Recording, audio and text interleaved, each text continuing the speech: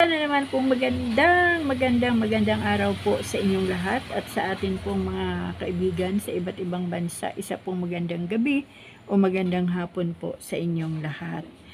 Ngayon po ay hindi po tayo magbabasa ng salita ng Diyos.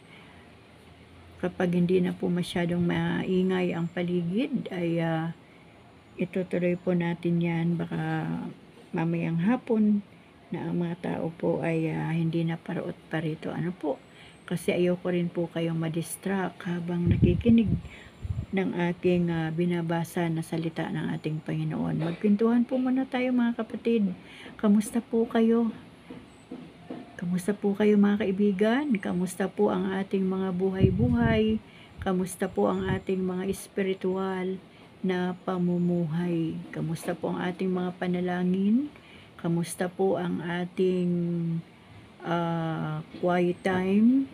Kamusta po ang uri ng mga pamumuhay natin bilang mga tunay na anak ng Diyos? Tandaan po natin na ang salita ng Diyos ay para lamang po sa kanyang mga tunay na anak, dahil ang kanyang mga tunay na anak, isa na po tayo doon mga kaibigan, ang siyang nakakaunawa ng salita ng ating Diyos. Kumbaga kung ano yung boses ng shepherd o ng pastol ay ang mga tunay lamang niyang mga alaga na tupa ang makakaunawa o makakakilala ng kanyang boses. Ano po?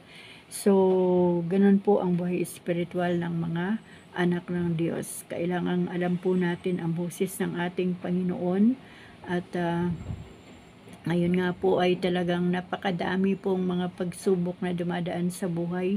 Hindi naman po natin pwedeng kontrolin ang mga pinahihintulutan ng ating Diyos sa ating mga buhay dahil ang panahon po ngayon ay salaan ng ating pananalig at relasyon sa Panginoon. Talagang sinasala, nililiglig kung hanggang saan kakinis o gaano ka genuine ang ating relasyon at pananalig kay Kristo. Alam niyo mga kaibigan, halos sa ating mga nakikita ngayon ay talagang enjoy ang mga tao dito sa mga pangyayari dito sa mundo. Dito po sa social media ay talaga naman pong nakaka-enjoy dahil nawawala po ang ating stress. Kapag ako po ay gumagawa rin ng content na shorts sa content dito po sa YouTube channel ko ay for a while ay nakakalimutan natin ang ating mga pinagdadaanan.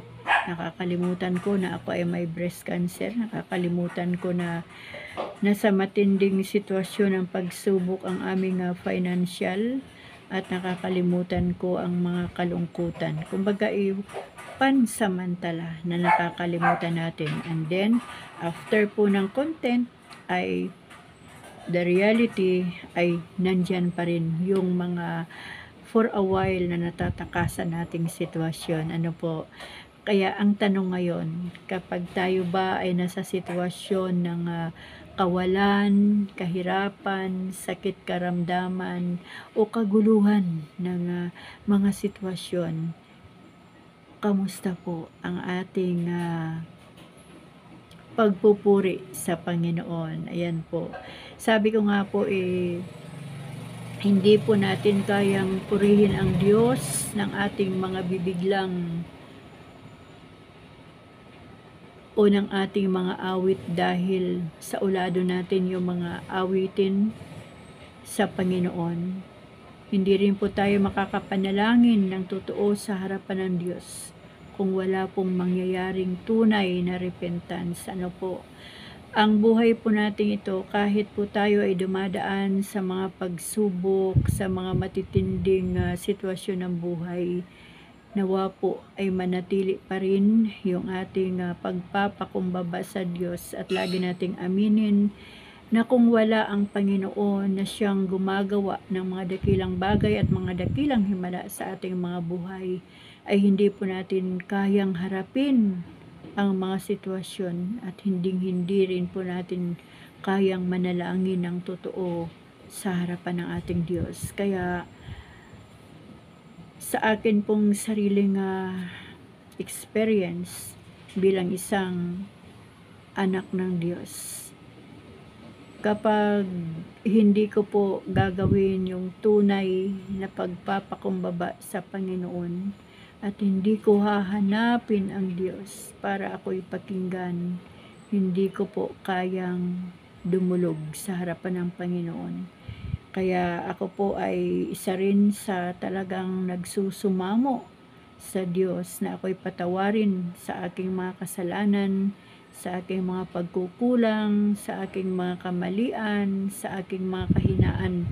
Dahil hindi naman po tayo perpekto, mga kaibigan. Talaga pong pumapasok po ang mga gawa ng kaaway sa ating mga buhay. Ngunit salamat sa ating Diyos dahil ang Diyos ay mapagpatawad, mapag-unawa at mahabagin. At kapag nakita ng Diyos ang ating mga puso na totohanang humihingi ng kapatawaran sa Kanya, totohanang nagsisisi ng kasalanan, ang Diyos po ay gumagawa ng dakilang himala at mga dakilang bagay. Tumutugon po ang Diyos sa ating mga pagsamo, pagluhod at pananalangin sa Kanya. Ano po?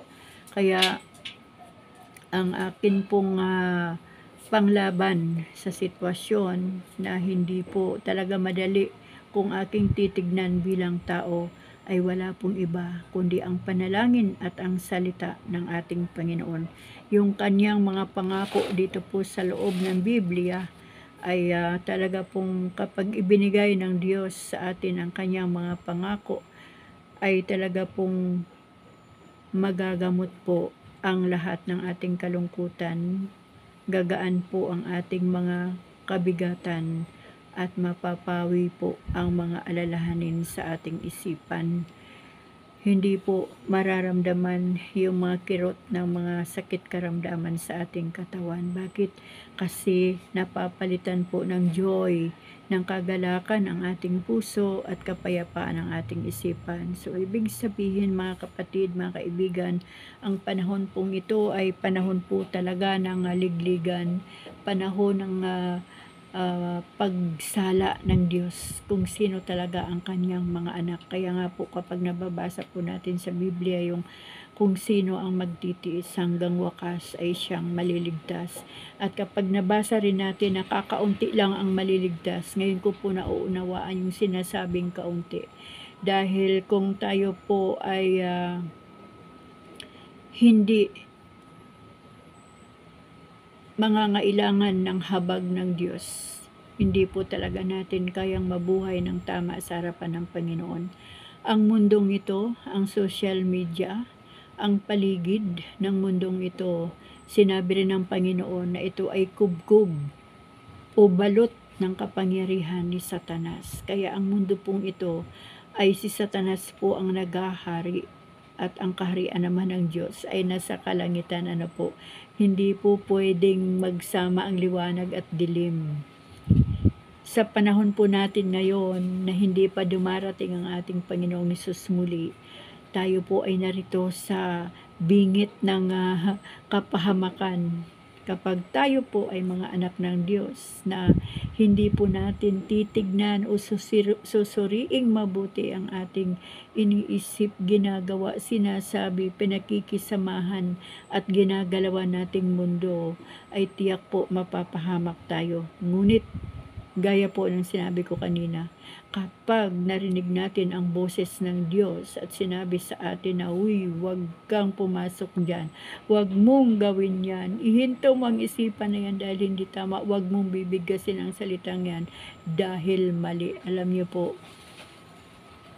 masarap pong mabuhay kapag ganun po ang detalye na ng ating buhay na marunong na tayo mag-ingat details by details ng ating mga buhay. Sabi ko nga po, ang aking mga short contents, yan po ay pang-aliw lang sa mga nalulungkot. Kumbaga ay for good vibes, for laughs, o kung ano pa man, for entertainment. Ginagawa ko lang po yan mga kapatid. Kasi pang-entertain lang po yan sa inyo, pero wala po dyan ang aking puso. Kumbaga, pwede po tayong gumawa ng mga bagay na hindi nakalagay ang ating puso doon. Ibig sabihin, para lang siyang trabaho na duties and responsibilities lang, pero wala doon ang ating puso. Hindi natin mahal o minamahal ang mga ginagawa natin na ibang bagay ng ating mga buhay. Ano po? Kaya, ang akin lang po talaga ay magpatuloy po tayo sa pagbabasa ng salita ng Diyos. Patuloy po tayong dumalo sa mga gawain. Magpatulong po tayo sa Holy Spirit na ang ating isipan ay maging malinis at ang ating puso ay hilingin natin sa Panginoon na sa bawat umaga ay likhaan niya tayo ng malinis na puso upang sa ganon, itong pusong ito kasi kung minsan ay mandaraya. Ngunit kapag ang pusong ito ay talagang totohanan na isinuko sa Diyos at nagpapakumbaba sa Diyos, hindi po natin makikita ang ating sarili, kundi yung kapangyarihan ng Diyos ang ating makikita. Hindi po yung ating sariling kalooban ang nasusunod, kundi ang kalooban po ng ating Panginoon. Kaya mga kaibigan, nawa po ay sa bawat araw ay gabayan po tayo ng ating Panginoon. Alam niyo po, grabe na ang nangyayari ngayon, lalo na po sa ibang bansa, di po ba? May nakita po ako na pinupunit ang mga Biblia. May napanood po akong mga video na ang ipinapangaral na ay si Satanas, hindi na ang ating Panginoong Hesus. May mga kabataan na nagsasabi na si Satanas ang tunay na Diyos at hindi yung Hesus na yan. Oh my God! Di po ba? Sobrang nakakapangilabot na ang nangyayari sa buong mundo. At siya naman ay talagang mangyayari. Bakit? Kasi inilahad na yan ng Diyos sa kanyang propesiya, sa kanyang babala, na bago man siya dumating muli sa mundong ito, bagamat hindi siya apak sa lupa, nandyan lang siya sa mga ulap, ay mangyayari lahat ng mga kasamaan na yan. Mula sa gera, lindol, yung mga pagbaha, yung mga patayan. Kasi ang tao, sabi ng Panginoon, bago pa man siya dumating, ang mga tao ay lalong magpapakasama. Yung mga masama ay lalong magpapakasama. Ngayon, kung tayo po ay inilagay ng Diyos sa pagiging mabuti, lalo po tayo magpakabuti upang sa ganon, ang Diyos po natin ay mabigyan po natin ng kagalakan ng kanyang puso na ay meron pa palang natitira. Alam niyo po, pag iniisip ko talaga yung kaunti lang ang maliligtas, ay talaga pong masasabi ko na talagang kakaunti lang, kasi marami pong bumibigay kapag may matinding problema.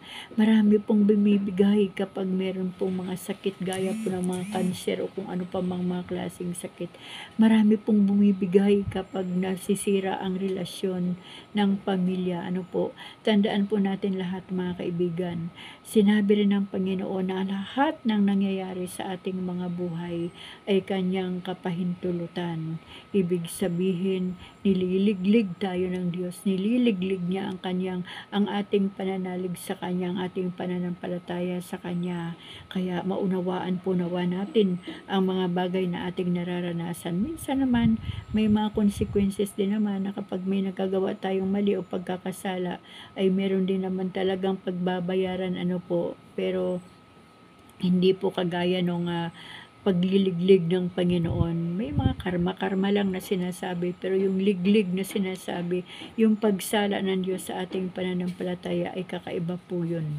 Kasi alam niyo po, kapag tayo po ay nagkasala, nagkamali, isang luhod lang sa Diyos ng totohanan, ang Diyos ay nagpapatawad. Ano po, bagamat may consequences, kahit man tayo ay napapalo ng Diyos, pero ang Diyos ay nariyan pa rin para naman tayo ay aluhin, amuin, o sige, tama na, napalo kita kasi may ginawa kang mali, pero okay, andito na ako, halika na, niyayakap na tayo ng Diyos. Di po ba? Sa pamagitan ng kanyang salita, ay nararamdaman natin yung kanyang pagmamahal. Pero yung ligligan na sinasabi, kapag pinadalhanan ng Diyos ang buhay natin ng talagang matitinding mga pagsubok, diyan na makikita ng Diyos kung masasabi pa natin na Mahal kita, Panginoon. I love you, Lord. Thank you, Lord. Sino ba nagpapa-thank you sa matitinding problema na dumarating sa kanyang buhay? Di po ba kakaiba?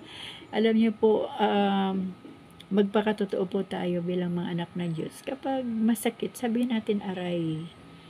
Kapag mabigat, sabihin ay ang bigat. Huwag nating sabihin ay okay lang ako. Kahit gusto mo nang maglupasay ay okay lang ako. Alam niyo po, hindi po masama yung umaamin sa harapan ng Panginoon.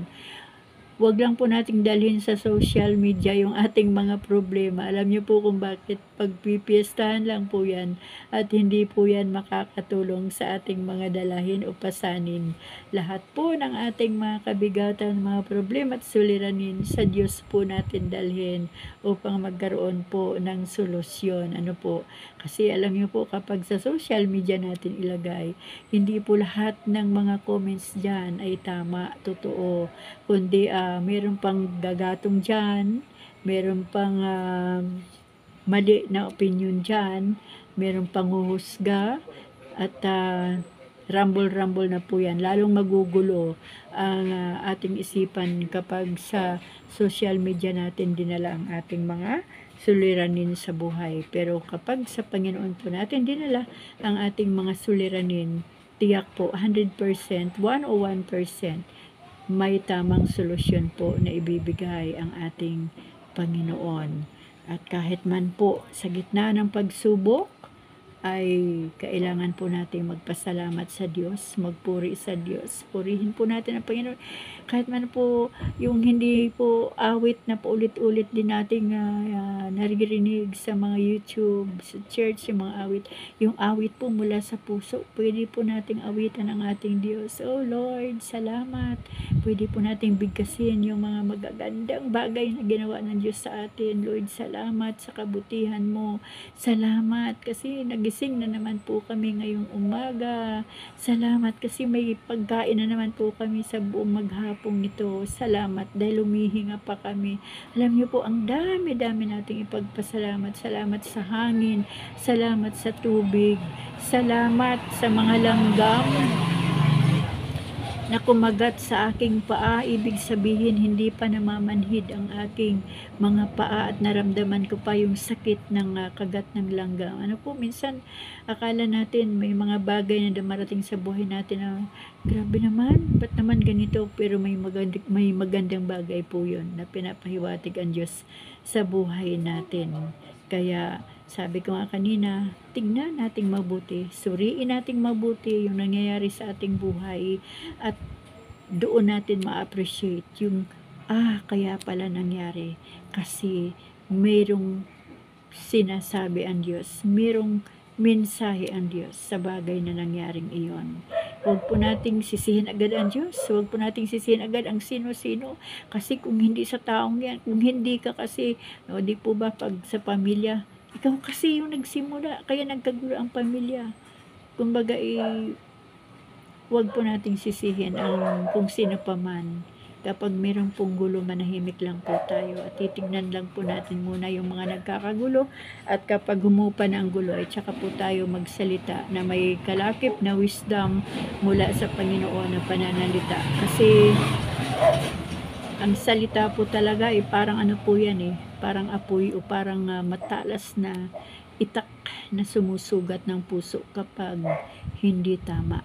Pero yung malumanay na salita na may wisdom mula sa Panginoon ay nakakadurog po yan ng puso. At kahit gaano man katindi ang sunog ay unti-unti itong namamatay. Bakit? Kasi payapa, maayos,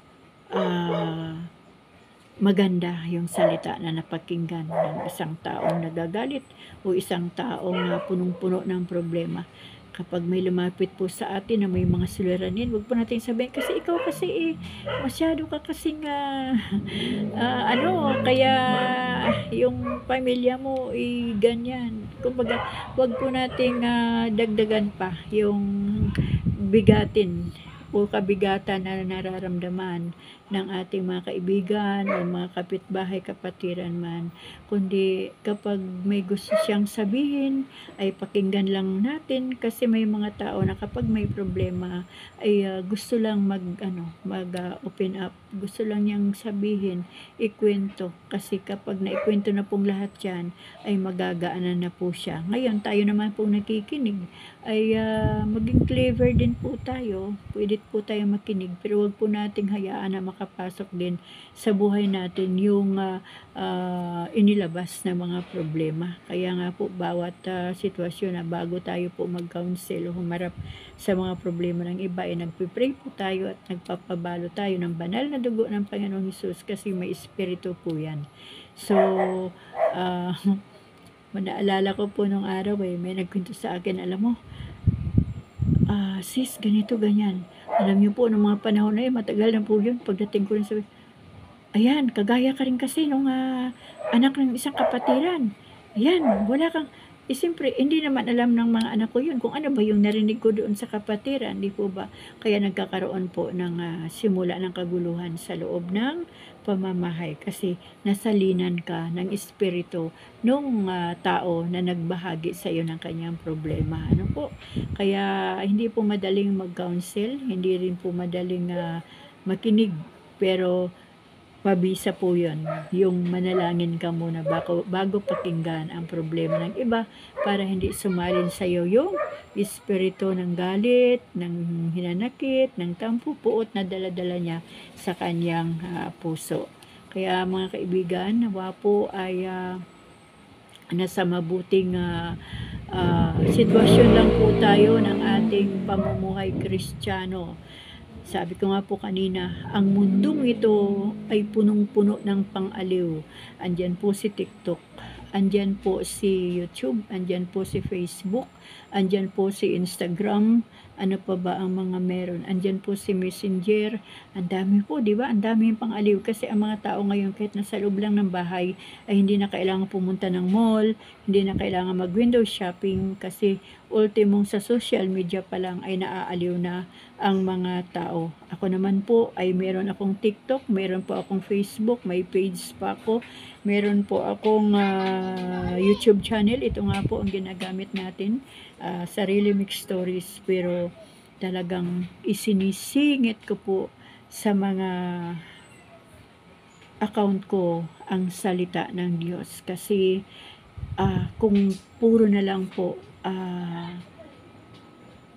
content na hindi kasali ang Panginoon ang makikita ng tao, baka po iisipin ng mga tao na ang mundo ng ito na ang pinakamasaya. Hindi po.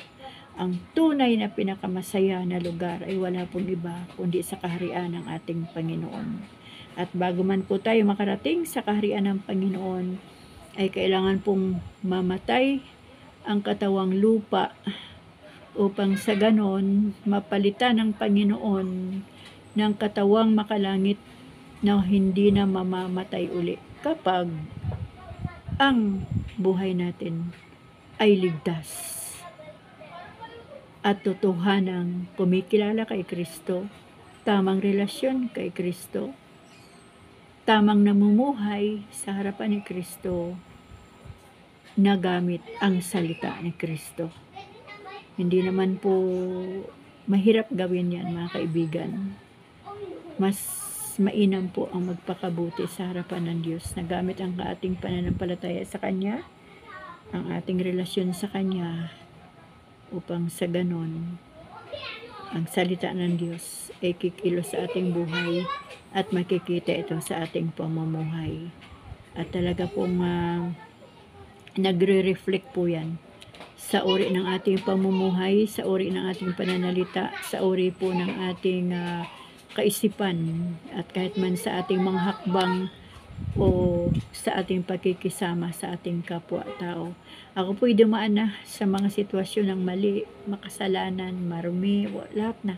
Dumaan na po ako sa prosesong yan, at salamat sa Diyos dahil sa panahong ito ay talagang hindi pa rin po natatapos ang Diyos sa akin na iproseso ang buhay ko, at talagang bawat araw ay nakikita ako po na ang Diyos ay hindi po ako iniiwan, Talagang kailangan po talagang kinisin ng Diyos ang buhay ng bawat isa sa atin. Hindi po natin pwedeng baguhin ang ating sarili. Tanging ang salita lang ng Diyos ang pwedeng bago ng ating pagkatao, ng ating puso.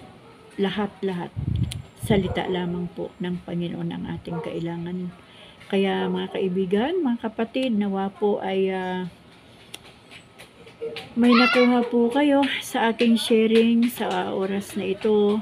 At sa bawat dalangin po ng aking buhay, alam niyo po, inaabot ako ng hating gabi minsan sa pananalangin. At nung wala pa po ako sa social media, wala pong burden, wala pong compassion.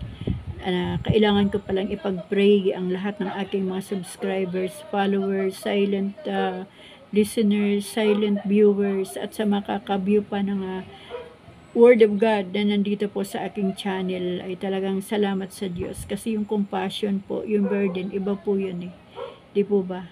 Dati kasi ang pinagpipray lang natin family, kakilala, kaibigan, kamag-anak. Ngayon po hindi, lalo na po ang social media. Ipag-pray po natin ito na wag pong makita ng Diyos na ang puso ng mga tao sa social media ay social media na ang laman ng puso. Nawa ay maging laman ng puso natin ang Panginoon, at wag po nating hayaan na tayo po ay matakluban ng kapangyarihan ng social media. Nawa ay mangibabaw pa rin ang kapangyarihan ng ating Diyos habang tayo ay narito sa social media. Napakalawak po ng mundo ng social media, kaya kailangan po natin ang matinding panalangin. Nasa digmaan po tayo sa panahon ito. Hindi po madaling makidigma sa napakalawak na mundo ng social media. At ang digmaan po ay nangyayari sa loob ng ating mga tahanan, sa oras ng pananalangin, sa loob ng ating kwarto, sa panahon ng ating quiet time. Diyan po nangyayari ang digmaan against enemies. Kaya maraming salamat po sa inyong lahat, mga kaibigan. Maraming salamat po sa inyong suporta. Si Lola New Inday, ganyan lang po yan, magpasaya sa aking mga shorts, videos.